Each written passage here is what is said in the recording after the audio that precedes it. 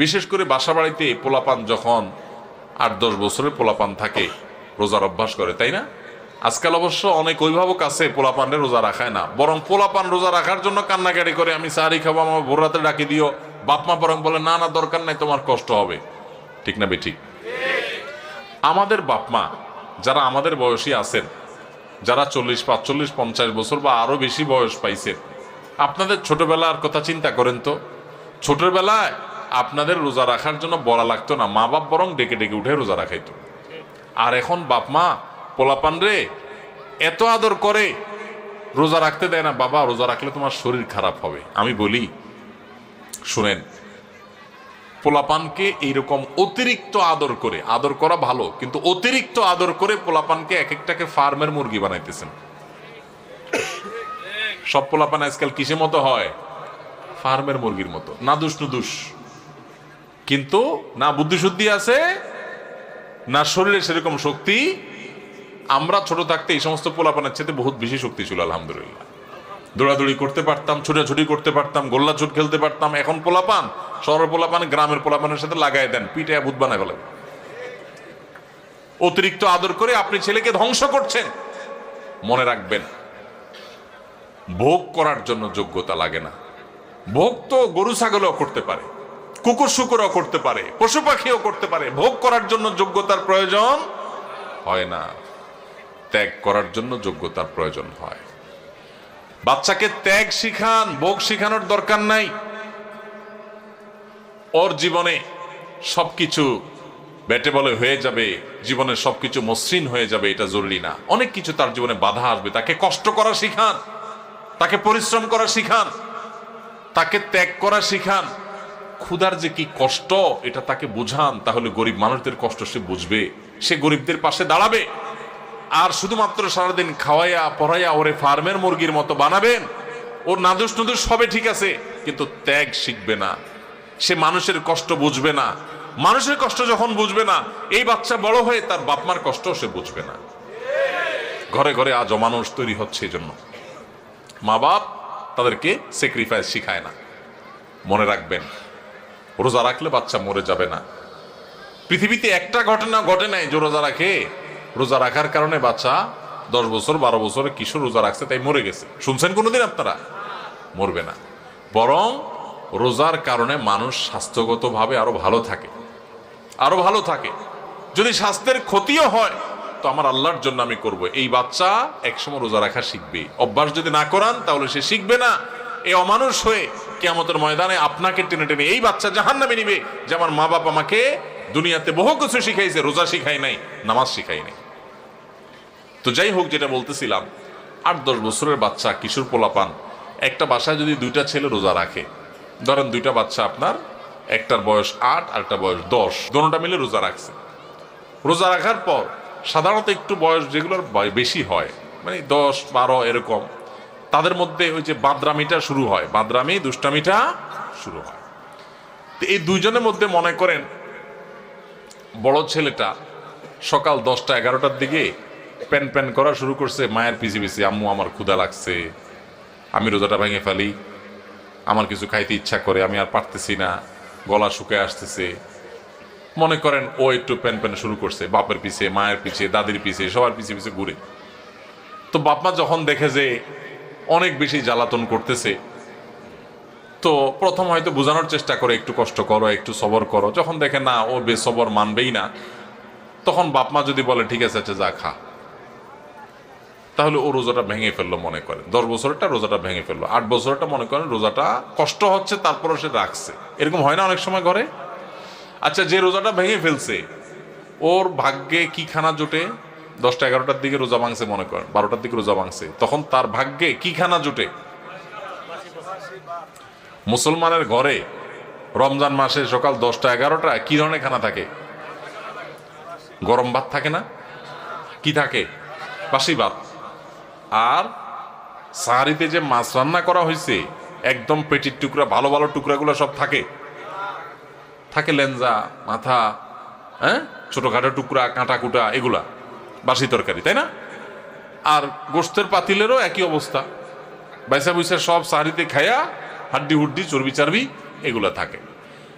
যেই ছেলেটা রোজা ভাঙে ও কিন্তু খাইতে পারে, এটা ঠিক যে ও খাইছে, খায়া পেটটা ভরে ফেলছে, ও এখন খুব সুখে আছে। কিন্তু কি খায়া পেট ভরছে? বাসি খাবার। মনে রাখেন কিন্তু এটা কাজ আছে সামনে। বাসি খাবার খাইলো, তাই না? বাসি খাবার খায়া এবার ও লাফাচ্ছে, দৌড়াচ্ছে, খেলতেছে, কারণ ও তো খাইছে, পানি পান করছে, রোজা ভেঙে ফেলছে, ও তো এখন সুখ। আর ছোট যেটা 8 বছরের, ওর কি অবস্থা হয়? কথা বলেন, ওর অবস্থা কি? সময় যত বাড়তে থাকে তার কষ্ট বাড়তে থাকে। 12টা বাজে, 1টা বাজে, 2টা বাজে, আস্তে আস্তে মুখটা শুকায় আসে। খেয়াল করেন না?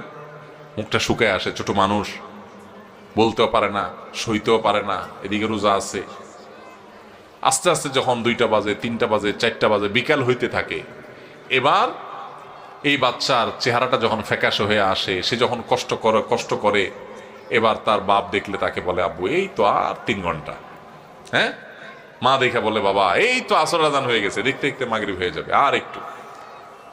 দাদি ডেকে বলে যে, নাতি এই তো শেষ, দেখতে দেখতে পার হয়ে যাবে। কত কষ্ট করছে, আরে আমার নাতিটা। আদর শুরু হয়ে যায় কিন্তু, তাই না? এরপর যখন ইফতারের সময় কাছাকাছি হয়, বিশেষ করে গ্রামাঞ্চলে যারা থাকেন তারা একটু গ্রামের চিত্রটা চিন্তা করেন তো কেমন হয়। যখন ইফতারের সময় কাছাকাছি হয়, তখন ওই যেটা 10টা 11টা 12টা রোজা ভাঙে ফেলে যে খুব লাভবান হয়েছে তা না, বাসিখানা খাইছে। এখন সে যখন মা গরম গরম ইফতার বানায়া, শরবত বানায়া সব টেবিলে এনে সাজানো শুরু করে, ও আশেপাশে যখন গুড়গুড় করে, ওই যে ভাঙছে রোজা, ওইটা যখন গুড়গুড় করে একটু তাকায়, মা দেয় ধমক, যা হাঁস ধর, মোরগ ধর, বাবুটা কাঁদতেছে, চোখে দেখোস না, ওরে রাখ।